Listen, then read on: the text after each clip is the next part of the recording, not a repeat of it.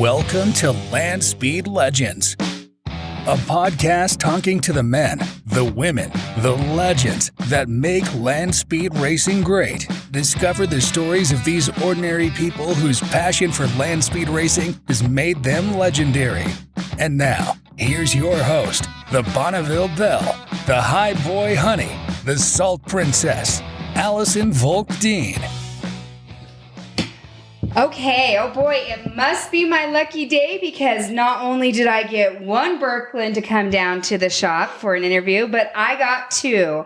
I am so excited to have the legendary Tom Burkland here. Tom has a love of land speed racing and has been involved in it since his family first made the trek to the Bonneville Salt Flats in 1969.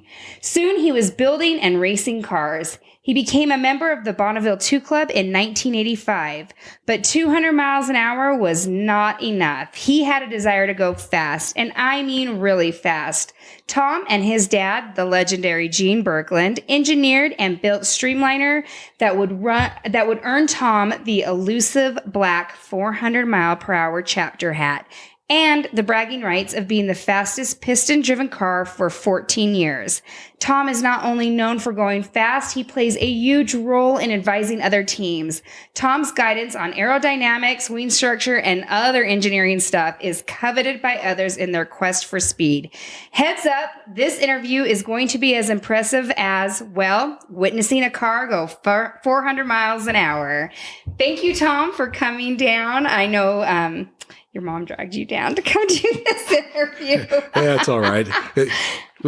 We go back far enough, Allison. I think I do this anyway. So. I know. Tom is just such a sweetheart. I just love it. So I am so excited you're on this. And we do go back far enough. I remember one story is that when I was little, I must have been like 5 or 6, and you carried me on your shoulders all through, 3 or 4, all through Cherry Hills. And I was just like, I'm going to marry Tom. That's it. It's settled. He carried me on his shoulders through Cherry Hills and all the whole time. The other interesting family story there is when I moved to Utah in the early 1980s, I actually lived at your house for a little while in your basement. And you were small enough. Your brothers played football with you in the living room. They were throwing you back and forth over the couches and things. And that just looked pretty dangerous to me. So at that point, I think I became the enforcer and said, no more football with your little sister.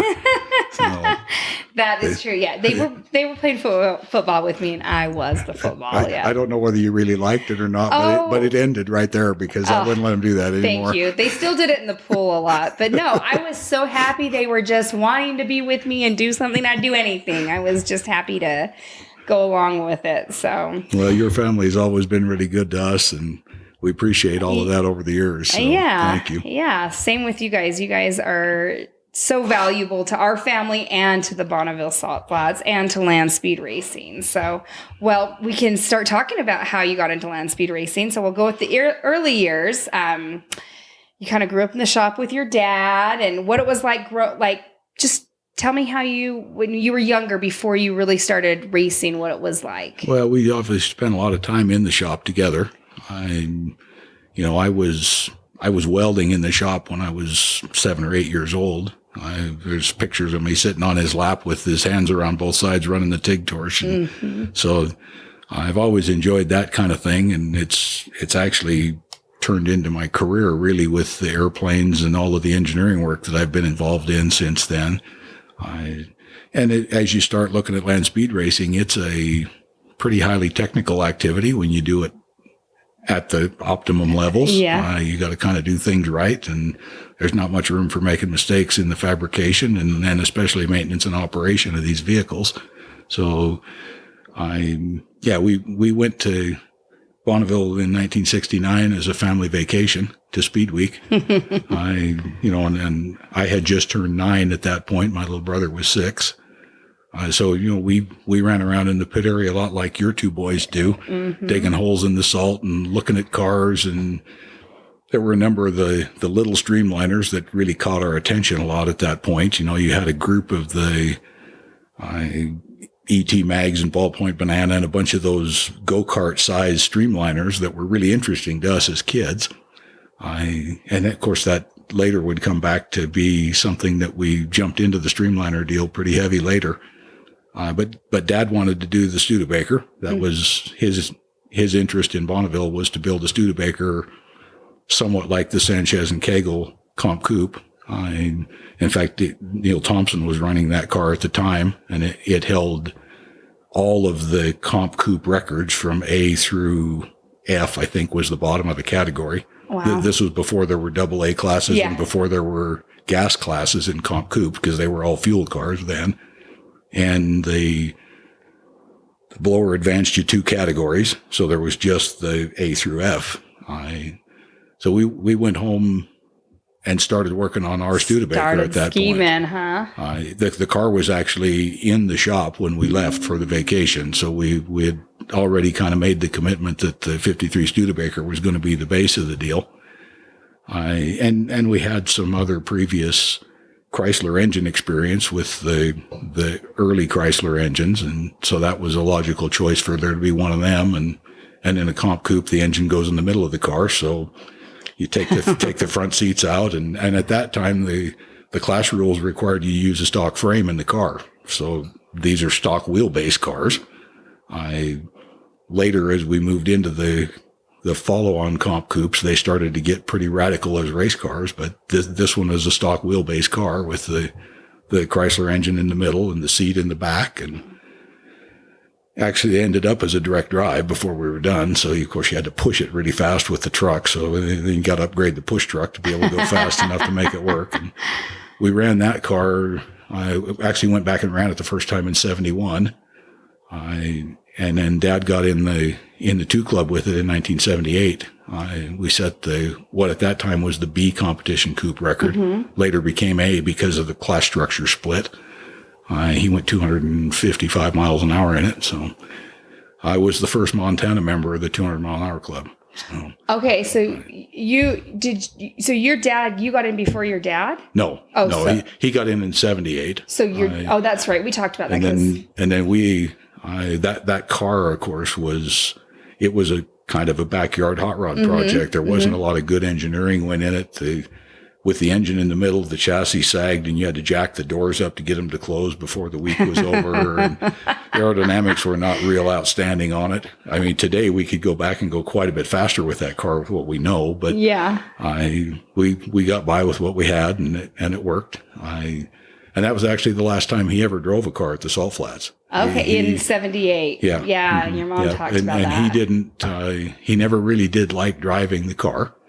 Wasn't exceptionally good as a driver. He got the job done, but it wasn't something that he was really interested in. He enjoyed building the cars and getting to know all of the people that were involved in land speed racing, which, we've all kind of been involved with that a little bit. There's some real characters in this thing. So that car ended up in the museum in Wendover with the Dixon Museum where the Parts Plus AutoQuest store is at right now.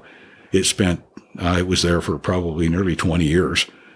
Ron and Gail Tasinski ended up with it, and they brought it back out and kept running it. Yeah. In fact, Gail ended up running over 200 miles an hour in it with their package, and it's still in Billings. In fact, when we had a little celebration event in Great Falls here a couple years ago, when all of his stuff was put in the County Historical Society, Ron actually brought the car up and we displayed it at the event. So it's kind of neat to see it again and look at some of the ways that we did things. You look at it and kind of shake your head and say, why did we do that? And just because we didn't know any better, I guess. Right. So from there, we went into the Datsun B210 competition coupe, which I drove it for the first couple of years that we ran it. It was a much different project. By then the rules had opened up a little bit to the point where you didn't have to have a stock frame. So it was a tube frame race car with a Datsun skin hung on the outside of it. Much better car. Stable, a lot easier to drive, and a lot faster. And you did that as part of an engineering program for The interesting part of that is it was my senior design thesis at Montana State in the mechanical engineering program. My faculty advisor was an old-time hot rodder from back in the Midwest, Cool. Dr. Jack Scanlon. He made the comment when we got done with the presentation on the car, which included some structural analysis on the chassis and an aerodynamics portion. And then we even did a little bit of engine work with the dyno down there. He made the comment, he says, this is probably the only 300 mile per hour design thesis that we will ever review here. And the car hadn't gone that fast yet, but we had all of the predictions and the horsepower and the air drag curves and everything that showed it was capable of going that fast. And we were going to follow through and build the car. A lot of these thesis projects are nothing more than paper theory, when they get submitted. And this one had fabrication drawings in it, and all of the loft contours for the outside of the car were defined. And Dad and I went home and took all of that and built a car with it when we were done. And that car ran in 1981 at Speed Week the first time. And then, of course, we had 2 years of rainouts in there, in 83 and 84 that were complete washouts. Similar to this year, other than the rain happened before the event started even. Oh, I know. And then in 85, we came back with the new hood and all of the upgraded engine package that we had enough time to get the fuel curves all sorted out. And I was able to make, the record average was 294. I had a little small engine fire on the top of the magneto on the shutdown for the down run. And in 85, we were still doing the 3-run record deal where you qualified the day before and then you had to do 2-run average the next morning. The hard way. Yeah. Yeah. I guess that would be a way to put it. So we had a set of ignition wires and a mag cap that were burned up from the qualifying run. And so I hopped on the pit bike and started touring around the pit area. And we had 6 or 7 different crews that offered to loan us ignition wiring and mag caps and everything. Ended up using one that Mike Cook had loaned us, and he made the comment. He says, "You're welcome to anything I have here. I want to see if you can do that again, because I don't think that car will go that fast again." And so, it went about 4 miles an hour faster on the down run the next morning, and another 2 or 3 faster on the way back. So, it was a fun project, and it did basically everything that was designed to do. Did you get an A? Yes, I did actually. I'm assuming you did. It's done well for me as a career. Got me into the Air Force fighter airplane program, and then later into the design world in the steel business that I've been working in now. So, it's and then of course on the way home from Speed Week. In fact, we were on the access road. We'd barely come up on the pavement. Dad and I in the crew cab, and we were using 2 pickups at the time.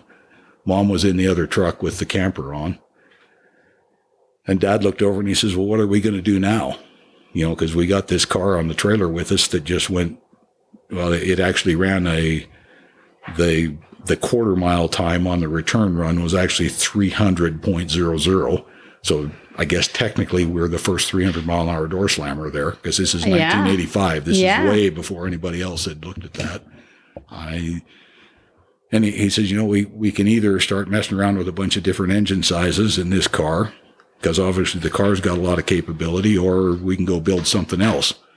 And of course, he really liked the fabricating portion of building these cars. So I knew he was not interested in doing more engines and just racing, because he liked home in the shop building the car was the best part of the program for him. So I says, well, we've got a lot of background here with the design process that went into this car. Why don't we build a streamliner? And just kind of throw it out there. Yeah, just see if that would scare him away. And he says, that'd be kind of fun. How would you do that? And of course, during that time frame, we're watching Al Teague and Nolan White chasing back and forth in the 2 blue cars, and had done quite a bit of work with them on engine setups and tires and help them with parachutes and some of the information that we knew, but we hadn't gone as fast as they were anywhere near at that point, but we were helping them get done what they were doing. And looking at the way they operated their cars, there was a lot of things that we could do better than that. So from there, the design portion of the streamliner started. I ended up with a government assignment as a Department of Defense aircraft engineer in Japan at Kadena Air Base in Okinawa. and spent 2 years over there, 27 months, I guess it was. And I took my drawing table and my computer and all my stuff with me. And of course, I'm single over there fixing airplanes all over the theater, flying around with nothing else to do. So I worked 15 hours a day on the car design and 10 hours a day on fixing airplanes. Oh my gosh, wow.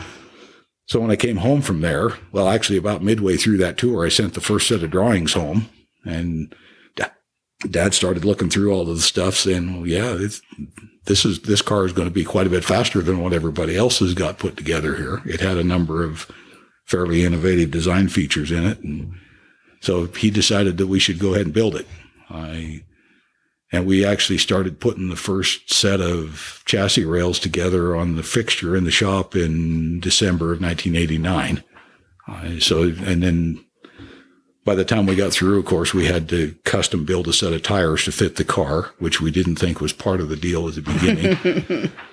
And luckily, we got connected up with the Mickey Thompson Tire and Rubber Company. Actually, Gene McManus, that was the chief engineer there, he took pity on us and stepped in and decided to build a tire that would fit our car. Because by the time we started asking this question, the car was already built. We had started out building the car around a modified F-16 main landing gear tire that we thought was going to work. And we had actually spun one of them up to speed on a fixture.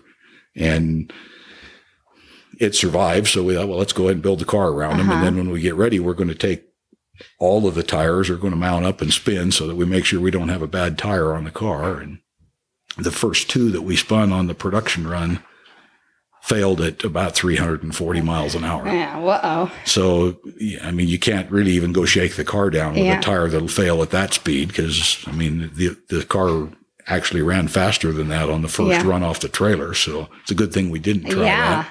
Yeah, thank goodness. So, yeah, we engaged the folks at Mickey Thompson, started spinning tires for them initially in the 24.5, 16 size that fit our car. And then we also did a number of them in the 30-inch size, and then they did a 26.5 that was used on the Chet Herbert car at the time, the one that Roy Steen built in Idaho Falls. So yeah, and eventually we ended up with all of the Mickey Thompson tires were run across that spin fixture because they didn't have any testing capability. Nobody in America had any testing capability to go faster than 320 miles an hour. So they're sending these tires up, and we're throwing them on our machine out in the backyard in Montana running them. So you guys had the capability to test them. Well, we built that capability because it was really the only way we could convince the tire companies to produce tires for us was to show that we had some value for them. So we developed the testing capability that they didn't have. So they'd give us all their prototype stuff. We'd spin them. I mean, and for the first 6 versions of that tire, we ran them up to speed and they blew up and they spread themselves all over the place. I mean, you're chasing these tires for a quarter of a mile around the backyard up there. And you're sending all these parts in a black bag back to them so they can figure out what broke in them to change them. You're like, this one didn't work. Yeah. And by the time we got done, we had a heavy enough bead wire in the tire and enough cord plies and enough tread rubber in the right places to make it all work. And that tire has been the centerpiece of the Nish racing team in Salt Lake. It's the Vesco's Turbinator running that tire. It's Danny Thompson's Challenger. Wow. Charlie Nierberg ran that tire on all 4 corners of his car. So everybody that's not using a 30-inch tire is using that one. Oh, so yeah, that was definitely a contribution. It helped out a lot of people besides just us. Yeah. So, very cool. And it's been very successful on our car also. I mean, we've made 23 or 4 runs in the car and never really had any tire problem. We did cut one of them, ran over something on the track with it. It wasn't the tire's fault. But other than that, all of those runs were made on combinations of those tires. Yeah. I mean, we have multiple sets of them that are mounted so we can swap them back and forth. But they seem to hold up pretty well, and they work great for that particular application. So yeah, that's really cool. That's just really cool that you guys basically built something that's probably something you didn't foresee when you were building the car. And it's just like one of those things that it's just always something, it seems like, on the... Yeah, when we started in on the design process of the car, one of the first items of concern was, what are we going to put on for a tire if we're going to do this? And at the time in the mid-'80s, the only real high-speed tire that was there was the the 30-inch diameter, 18-inch wheel, the big tire like you'd run on the back of a Roadster. But if you put that tire inside of a streamliner, the car has to grow quite a bit to go around it. And then from the very beginning, we were intending this to be an all-wheel drive car. So you don't really need the big tire on one end and the little tire on the other end. You want all 4 tires the same. And Nolan had pretty well proven that with his, because he built it to run the big tire on the back so that he didn't have to worry about the speed rating of the tire. But then the growth rates of the 2 tires aren't the same, and the car's just bound up and using power all the time. And they had a lot of trouble with that. So when we started out, right at the beginning, it was the same tire on all 4 corners, so we don't have to worry about that. And naturally, when you're sitting down in the cockpit trying to look over the top of the tire, you want a short one on there so that you can see over it. Yeah. We ended up with this 24.5, 25-inch diameter tire, which really was derived off the main landing gear tire on an F-16 airplane is where it came from. Yeah. Because Michelin was in on this deal with the assumption that they could take their Air X, the radial tire that we were qualifying on the F-16 at the time, and that we could buff the rubber off the outside of it, reduce the tread rubber content, and then reduce the inflation pressure because we didn't weigh 40,000 pounds like an F-16, and that the tire would be okay to go that fast. Well, for some unknown reason, the first one that we tested actually did go that fast, and it didn't fail.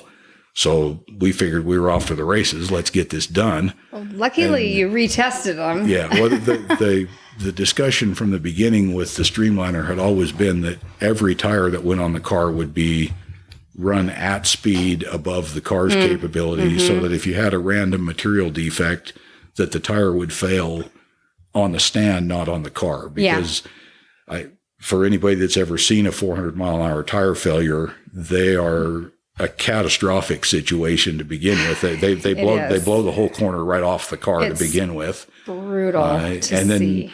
And then when you're all done, you have a car that's running on 3 wheels at very high speed in an aerodynamic configuration that's not stable. And luckily, the couple people that have had these happen have been able to keep the car upright, but they have never stayed on the track. They're always way off course somewhere. So it's a very dangerous thing to risk having a tire fail on the car. Oh, yeah. So we agreed right up front we were never going to do that, all the tires would be spun. Well, luckily, when we started spinning them, they failed early, and we knew we couldn't make that work. Yeah, so thank goodness. It kind of went forward from there. Were there any other major issuers that you guys had on that 4? I mean, that seems like a pretty big ordeal. So is there any other? It was. I mean, obviously, we weren't tire design experts. We weren't even. You are now. We've become pretty good at it. In fact, by the time we got done with the tire, Gene McManus, probably the leading land speed tire expert, he designed the Goodyear tires that were on the Blue Flame. Wow. He did the tires that were on the Mickey Thompson's first Challenger. So, I mean, he was a very competent tire engineer and worked for Goodyear at the time. And then later he switched over and actually worked for the MT tire company, which really is McManus Thompson. It's not Mickey Thompson. Okay. So Gene was a part owner of the company when Mickey started that initially. He did the first 7 of them that we spun were his design. And then he would make the incremental changes to where they were going. Well, by the time I had seen 7 of these things fail, I had a pretty good idea what number 8 should look like. So when we sent him the parts for number 7 back, I put my design of the tire in the envelope with the rubber going back to him and said, this is what we need for a bead wire. This is how many plies need to be in the casing. This is how many need to be in the tread belt. And he followed it. And you got your tires. And the tire worked. So after all of that, not thinking we even knew how to design a tire, let alone make one that would work at speed, we learned enough about it that we actually could design the tire, and that's what they built. That's amazing. And the reason why you're talking about tires, but they are it is so important at those speeds. Like that is, and it's a big issue. I mean, it's hard to get tires. It's hard to, it's a major part of going 400 miles an hour. It really is the key to being able to get to 400 miles an hour. And then, of course, you got to figure out how you're going to get stopped. That's the next issue. There you go. So what? Any kind of issues with that? Well, we did. We started out with some parachute systems that had been very successful on the Datsun at 300 miles an hour. It turned out when you go, well, actually the first failure happened at 300 or at 450 miles an hour at the World of Speed in 2000. And most of you have probably seen the video clip of that. If you watch the video clip all the way to the end, you'll actually see the parachute on the horizon. It's no longer attached to the car. It's hanging in the air, and the car's going away from it. You can see the orange parachute in the air above the track. That was the first one. The second one was about 3/4 of a mile farther down the track, and it came off also. I know. I remember this. That's 14 miles out into the mud. And when you ask us if floating mountain touches the ground, and we tell you yes, it's because we've stood on the ground out there. Because it was a long ways out there. Probably pretty miraculous that the car stayed upright. Because there's the majority of that distance, you have no control over where the car's going. The mud is packed up in the wheel wells tight enough that you can't steer the car at all. You can step on the brakes, but the car doesn't slow down because it's sliding on the mud. I'm not sure the tires were even turning. I did step on the brakes once, and you couldn't tell anything had even happened. So rather than have all 4 tires blow out from sliding on the ground, I thought I'd prefer to be rolling right now. When the car finally came to a stop and I stepped out of it, I was standing in mud, very fluid liquid mud that was above my ankles. How terrifying. There's nothing you can do but ride at that point. And I mean, when we were 1/4 of a mile from the rocks where Floating Mountain touches the ground, you could actually see the rocks in the windshield. Oh my gosh. So yeah, it's not something you want to mess around with. There's a lot of better knowledge in parachutes now. Deployment bags, properly sized canopies, ribbon-style canopies that are a lot stronger than the fabric stuff that was on the car at the time. And the parachutes that were on the car were very good. I mean, it was a set of sheet metal, what they call a wagon wheel, a dual cross-form chute that was very durable, a good quality product from Tom Abbott, but it was too big for the car at that point. And it creates so much line tension that you can't keep the lines between the parachute and the car. And in this case, both of the riser lines had failed, left the parachutes on the track, and of course there's no drag on the car at that point. So you spend a year designing these cars to take all the drag off of them, and then all of a sudden you want brakes to get slowed down, and they don't stop very well. So. That would be terrifying. So what did you do to solve this parachute problem? We ended up with a complete new replacement parachute system on the car. The one piece of the car that, from a braking standpoint, that's always worked, it was part of the original design. It has a set of tail flaps that open on the back of it that is the initial high-speed brake. It'll pull nearly 3 Gs on the car when it opens at those speeds, which, that slows you down in a hurry. It's worked every time we've ever pulled the handle on it because it doesn't have to deploy on the end of a line, and it's all made out of metal, so it doesn't break. The only time it ever broke is when we tipped the car over, and then the crash ended up damaging one of the flaps there. But so the actual parachute system that we ended up with is a series of smaller ribbon chutes. They're actually made by Bob Stroud at Stroud Safety in Oklahoma City, with some different length riser lines so that you can deploy them sequentially and tow them all behind the car as you're slowing down. They've worked very well. In fact, since we put those on in 2004, we've had no parachute issues at all. Good. It's a little complicated to pack them because you have to route all the riser lines in the right places, and in the deployment bags you pack the canopies in and then put the shroud lines in with them. And then there's these massive big spring launchers that fire them out of there. In fact, we actually broke the radio in the shop with a deployment of those one time because the car was parked from the back wall and fired that.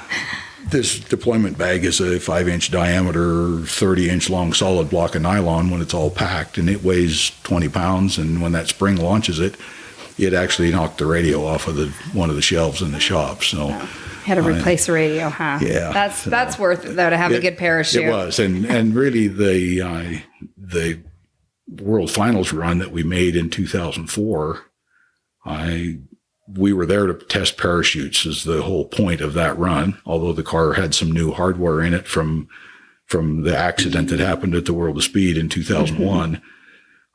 But the majority of that was just to test the parachutes. I mean, we came there to make 2 runs. Yeah. One short run to get the chutes deployed and make sure that worked, and then one to the end of the track to get a deployment somewhere up above 400.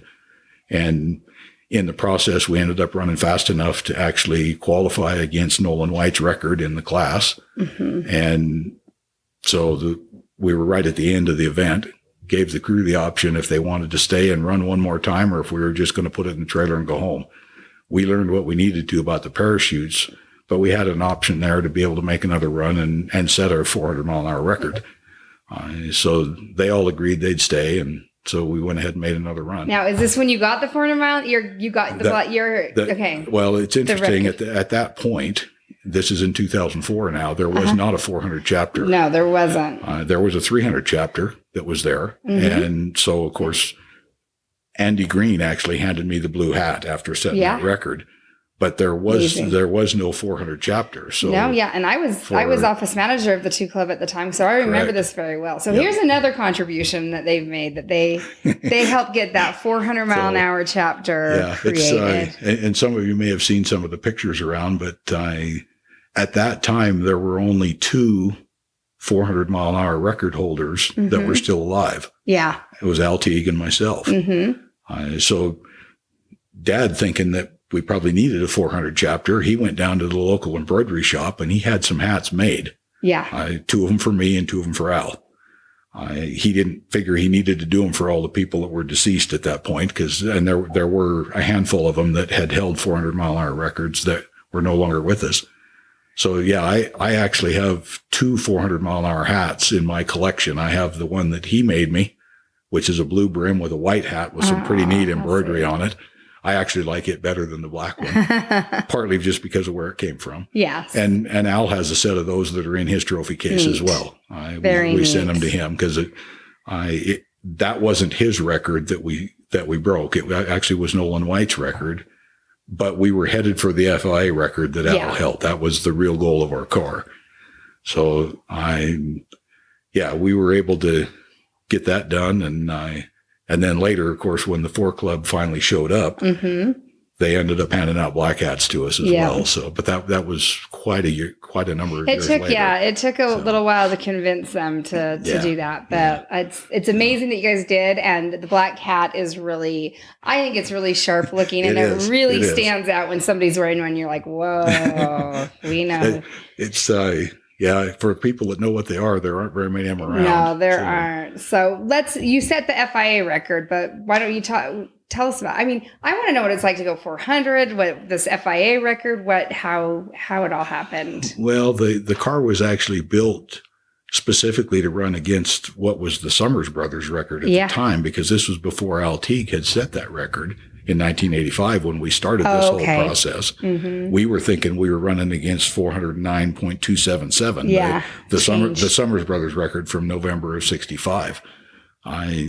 Even though at the time, the FIA didn't have a category for blown streamliners either. So the goldenrod that the Summers ran, of course, was a 4-engine normally aspirated car. And everybody else that was running in the class figured out manifold pressure was good. So we all had blowers on the engines at that point. And then some of us were running more than one engine. Nolan with his twin engine deal, and then ours. And then Al Teague was out there chasing this with just one engine in the car and just the rear wheels driving, which if you look at this from a design exercise, what Al did with his car is really pretty miraculous. It's got a 4-speed crash box manual transmission in it, 2-wheel drive, one engine that they're just running the daylights out of this thing out there, changing rod bearings and everything in it. And I made the comment at the 2 Club banquet when they handed out the black hats, they had us all standing up in front. And I told Al, I says, we have to kind of apologize because it's not fair for us to show up with a 4-wheel drive car with 2 engines in it and this sequential clutchless shift gearbox and all this stuff that makes it really easy for us to go fast compared to you.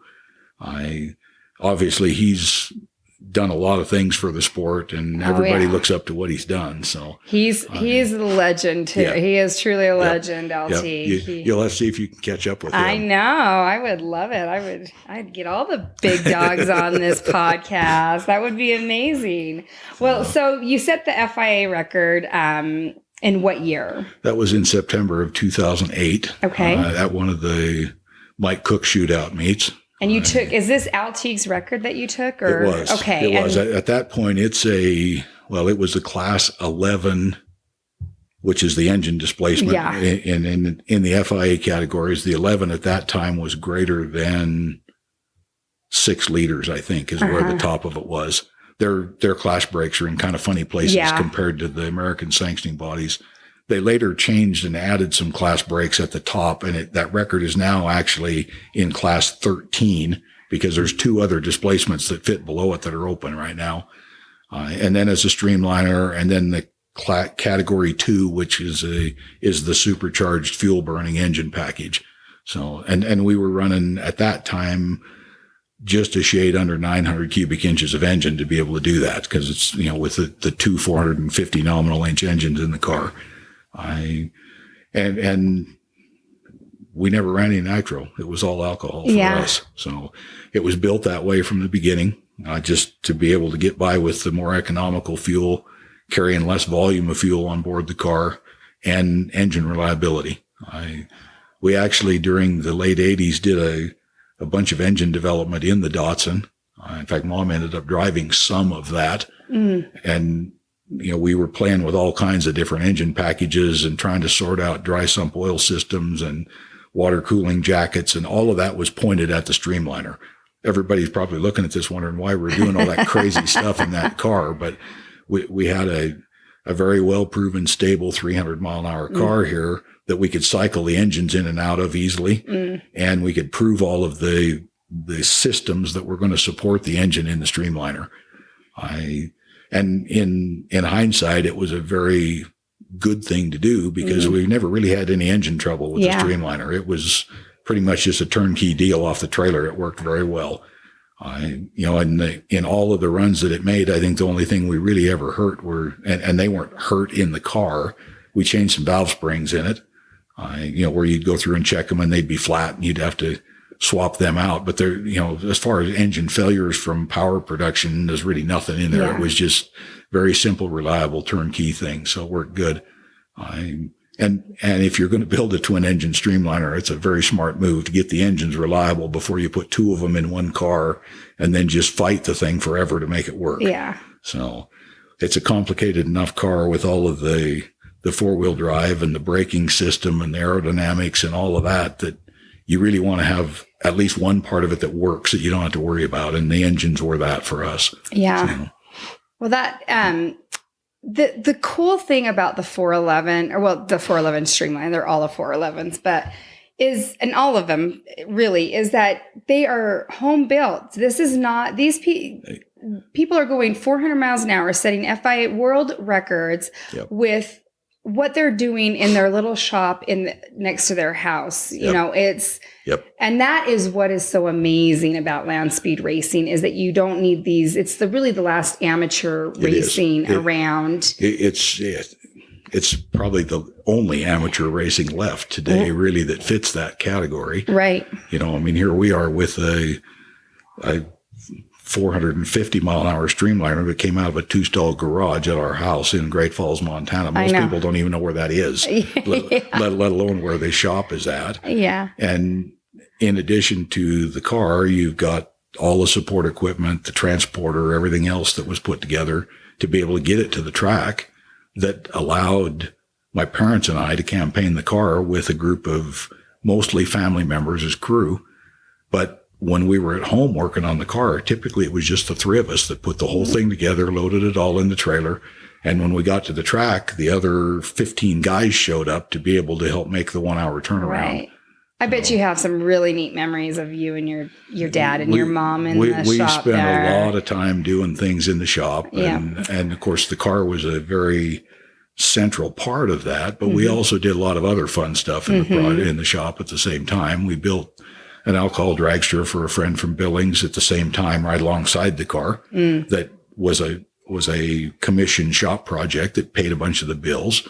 We did it was about a 6,000 gallon milk tank, big stainless steel refrigerated tank for one of the guys down the road that runs a dairy. So the shop had some paying customer jobs going in it at the same time that allowed us to be able to buy the materials to be able to keep going with the car.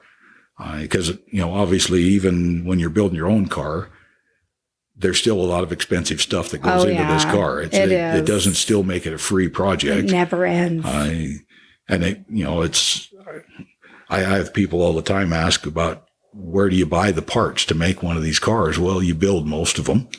And the ones that you can't build, like the tires, you go out and find somebody else that can build a tire for you. And you might have to build the tooling to make the tire, and you might have to build the testing machine to test the tire. But this might be a long road, is what we're saying. There's no easy game here. Yeah. Although in hindsight right now, there probably would have been some shorter ways to get to where we were. Yeah. We could have had the good parachute system on the car when it showed up the first time. Yeah. But we were in a hurry. We had a parachute system on the other car that worked good, but it was a 300 mile an hour parachute and it doesn't work at 450. And that's part of it too, is you're working on a timeline to get to this, because you don't know next year if it's going to rain out. Right now, you don't even know if next year we're going to have it. If there'll even be salt. Yeah. Right, exactly. So you kind of work with what you have. And I think this is what the attraction of land speed racing is to people who are just even spectators, is like, I could do this, it's something, not necessarily the 400 mile an hour car. But I can build a car, or I could possibly, it just is something that is doable for somebody, or something to give them to think about. And that's kind of, I think, the appeal. There's a lot of that. And of course there's no cookie cutter race cars. No. You guys run a highboy roadster that's probably the most popular class in the entire land speed racing community, but you can park all of the highboy roadsters together and there are not interchangeable parts between them. No. They have a Model A Ford body and a 32 grill shell, but they're different lengths. They're different chassis under them, different drivetrains in them. Everybody's doing their own thing. Yeah. And the streamliner side of the business is even worse that way because there's no shape. Yeah. There's no rules there. Yeah, there is no rules on that. I had an interesting photograph that showed up in this had to have been the late 90s when Tom Hanna decided he was going to go build one of these cars. And of course, Tom was a very masterful fabricator, had a lot of racing experience. He did the body on the Breedlove Spirit of America. So he was familiar with Bonneville. He knew a little bit about the salt, but he'd never been involved in a wheel-driven car. He was a crew member on the original Mickey Thompson Challenger, so he understood the problem a little bit. He called and asked if he could come to our pit area and be part of our crew at Speed Week in 97, I think it was. Cool. And it was solely for the purpose of watching how the car worked and understanding a little bit about the design. So when he started building a new car, he could incorporate those lessons in it. That car became Bobby Moore's Marrow Special that Jim Knapp runs right now. Oh, wow. It's that car. Okay. So Tom put this car together with his ideas. Mm-hmm. He had a photograph that he had taken of the little scale Ugo Fedini models. They're like the size of a Sharpie pen, basically. And he had bought a model of Altigue's car. He had one of the Summers brothers. He had one of the early Turbinator, the red, white, and blue Turbinator. Mm-hmm. And then he had ours. And he had these 4 cars sitting on a piece of white paper beside each other. And he took a picture of them from the top and sent me an email note with, tell me all the reasons why yours looks like this and why these look like that. Oh, I bet you he got a long email letter back. He did. In fact, there were a number of very lengthy emails back and forth before he got finished. But when you put those cars together in one picture, ours is significantly smaller than everybody else's. Huh. And because of the time periods that the cars ran in, they never really parked next to each other in the starting line where anybody could see that. Yeah. But even next to a car like Altigue's, ours is almost 6 feet shorter than his. with only one engine, with one engine in his and two in ours. Yeah. The tail shapes of the cars, of course, are significantly different. Ours is smooth like a fish on the back. Yeah. And everybody else's has got a bunch of junk hanging out of the back of them. So, yeah, we had a lot of good conversation about that. I miss talking to Tom because he was a very forward-looking when he was building things like this. Well, and this is another cool thing about land speed racing is it's not this and I was talking about this with your mom. It's like he came into your pits. I mean, I think in a lot of other forms, it'd be like, no, stay out. This is our secret thing. And like but it's not. It's like you're like, I want to encourage. You want to encourage people to be competitive and go fast. And it was always my goal with the other streamliner teams to be able to make them safer and faster if I could help them. Right. I never pushed any information to them, but if they came and asked, they got everything that I had. That's right. We were, and I'm trying to remember now what year this would have been. We had Nolan White's grandson, Brad, walked into our pit one time. And I was up in the trailer working on something. I think we were done loading up to go home. And he walked up in the trailer and was pretty careful to make sure nobody could see him there. And he said, Grandpa needs some help on a transmission over in our trailer. Could you come help us for a minute? And Dad and Nolan were about the same age and spent a lot of time talking tires and all of that with each other. So, and Rick and I are pretty close also. Yeah. And Brad, of course, is Rick's son that was involved on their crew. And so I said, yeah, let's go see what we can do. And I walk over there, and this is after they switched from the ramp truck over to their trailer. I think it was Chuck Neal's trailer that they were using. And they've got the B&J transmission is spread all over the bench in that trailer. I mean, it's like 10 feet long, all these parts. I laugh because we've been there before. Nolan says, I don't know how to fix this transmission. Do you know enough about it to tell me what's wrong with it? I said, okay, so what's it doing? Well, we drove it out to make the run this morning and engine went to 7,000 RPM. I pulled the handle to shift it and it didn't shift. So I pushed the throttle and kept going and pulled the handle again and it still didn't shift. Well, we got to looking at this thing and as it was all disassembled, and the B&J has a clutch drum in it, much like a conventional automatic transmission. And the steel discs in the clutch had actually worn into the hub enough to where they wouldn't slide. It was just keyed together. And so I asked him, I says, well, so Nolan, have you ever had this thing apart before? He says, no, we don't take it apart unless it doesn't work. It's not working. So I mean, they'd owned the transmission for 7 years or something. Wow. And all they'd ever done is just change oil in it. Never had it apart and looked at the inside of it. Wow. And it turned out it was had a bunch of drag race components inside of it, aluminum clutch drum instead of a steel one, like the Strasburgs would put in it if it was built as a land speed transmission. And these discs had just chewed their way into it, and the clutch wasn't worn out. It just couldn't compress it to lock it up. So I showed him all of the pieces and said, this is what's wrong with it. We got to replace these two drums right here to make it shift. And he says, well, I don't know how I'm going to do that. I says, it's not a problem at all. Here's the card. This is the address. They're in Linden, Utah, right over the top of the mountain in Salt Lake. Get a hold of Mike Strasburg when you get there, and he'll give you the pieces you need to fix it. Or, even better yet, put the whole transmission in the trunk of your rental car and take it with you. And he'll put it together for you and bring it back to the track, and it'll work. That's the option I would take. Yeah. And they did. And the car went back together, and they continued to race. But, Nolan didn't have a whole lot of people that he would communicate with that way unless he really felt you could help him get the job done. And we had a good enough relationship with them that when he was in trouble and couldn't figure out what to do, he didn't walk over. He sent his grandson over to get me. So, yeah. That's about as far as he's going to go to ask for help. Kind of a fun deal. Yeah. And for those who don't know, Nolan White is a very fast streamliner as well. I don't know. You guys weren't racing in the same class, were you? We did. Actually. Oh, you were. The SCTA record that we set in 2004 was his record. So this is you helping him, even though he's running in your same class. Yes. This is beautiful. We were actually both cars were in the same class running against the same record at that point. Yeah. Oh, so, very cool. Very cool. And again, like that's just another thing that is just like, that is how it happens. I always tell people when they're like, oh yeah, we've seen the world's fastest Indian. I'm like, it is like that out there. It really is captures the spirit of the salt, I think. Well, so, and we have some of the same kind of things with the Vesco team. I mean, the tires that are running on the turbinator right now are still coming off of our spinning machine, even today. Very cool. So, and of course, Danny Thompson used the same set of stuff, and we spun all his too before he ran them. So, wow. And these are cars that are not necessarily direct competitors, but we're all kind of running for the wheel-driven unlimited record. Right. So, the Speed Demon sends their tires up by the pallet load, because they use up a lot of tires.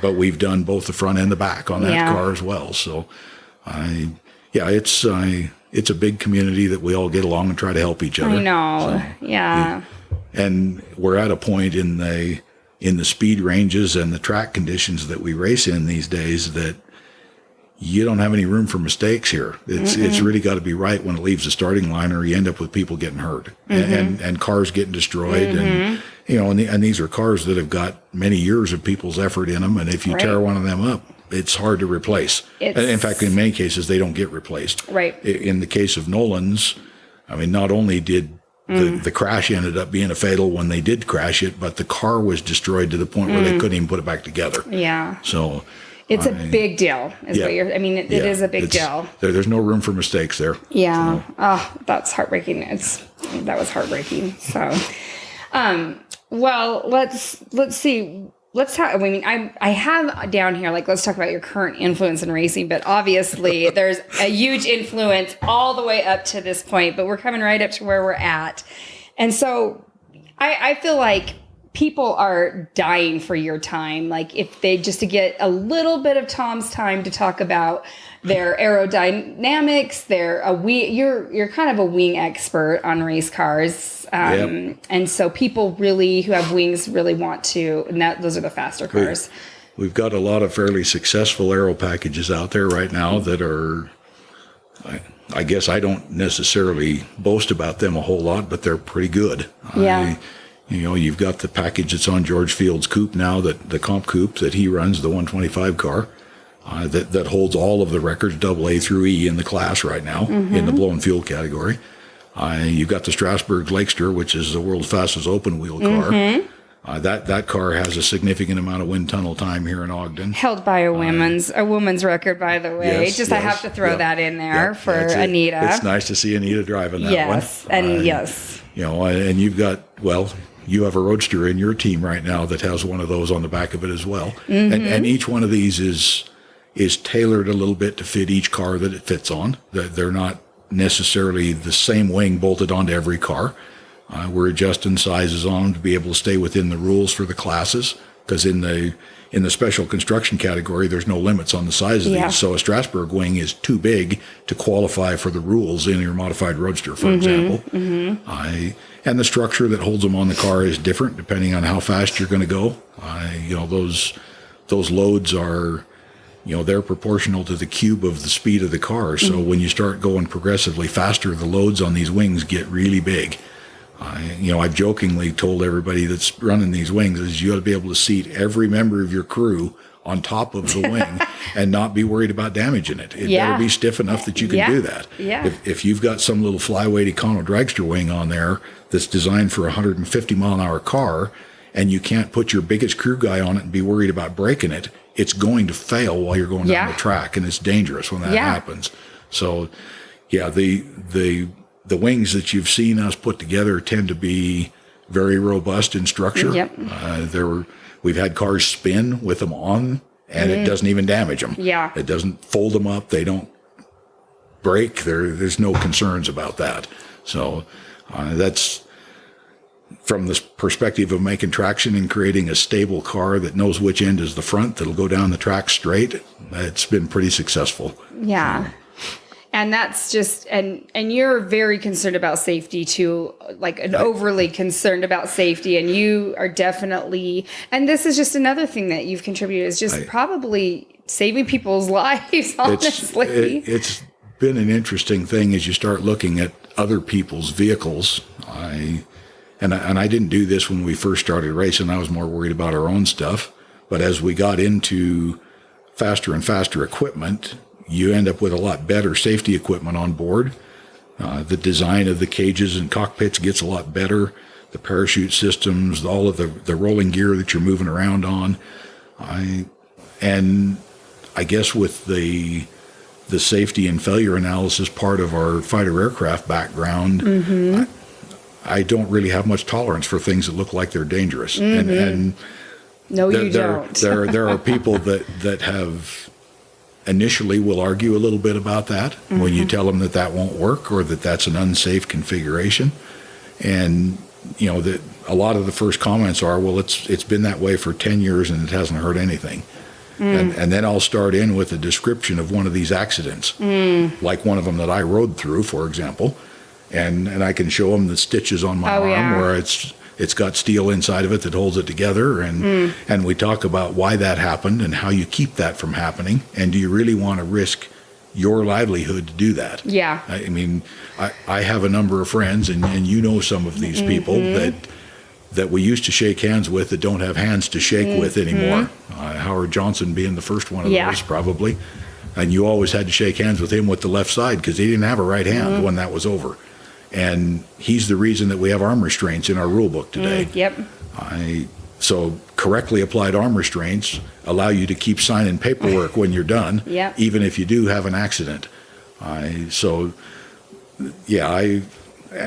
the other duties that I've worked over the years, inspecting motorcycles and working with the BUB events and inspecting with the Utah Club at the World of Speed and some of those other events, there's been a lot of good interchange there.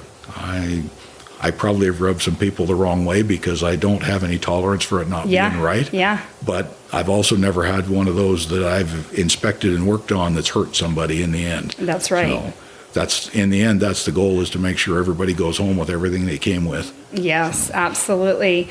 Well, I have to say, I listening to you talk, I didn't know some of these things and really how much influence you have in a lot of land speed racing. That's really incredible. And I know your time is precious. You teased your mom about being able to talk, but you went way longer than her, longer, which I was not going to stop you because I know everybody wants to hear Tom talk. In fact, I know that Shane was just like so excited to have his Tom time when I was talking to your mom when we were doing the podcast. You'll probably be upset about that because we got a few new parts going on the Corvette downstairs. I'm sure. Well, luckily, I'm a kind of girl that doesn't care. I like that. You'll like that. Yes, I'm happy about it.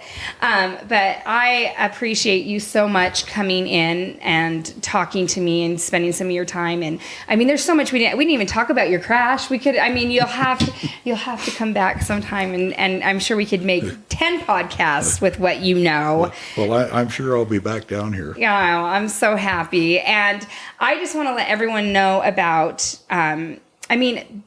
Some of these. I think the reason there's not the 411 streamliner anymore is because of, one of the reasons I should say, is because of salt conditions. Yes. And we are losing this precious racetrack of the Bonneville Salt Flats. And there is lots of other types of land speed racing, but this is kind of like the granddaddy of them all. And I just want to really encourage everyone to go to savethesalt.org to buy a shirt, buy a hat, or donate some money. There are letters there, but the most important thing is action. And there are letters on there that you can write your congressman, your senator. Action, action, action. Let's take it. Let's save this precious resource so we can just have some more of these amazing stories of what we heard today. I also, if you enjoyed this episode, please like it, share it, and consider giving it a review. Please go follow me on Instagram and Facebook under Land Speed Legends. Thanks again. Thanks for listening to Land Speed Legends. Make sure you subscribe so you don't miss any future episodes. In the meantime, keep up with the show on Facebook and Instagram under Land Speed Legends. Until next time.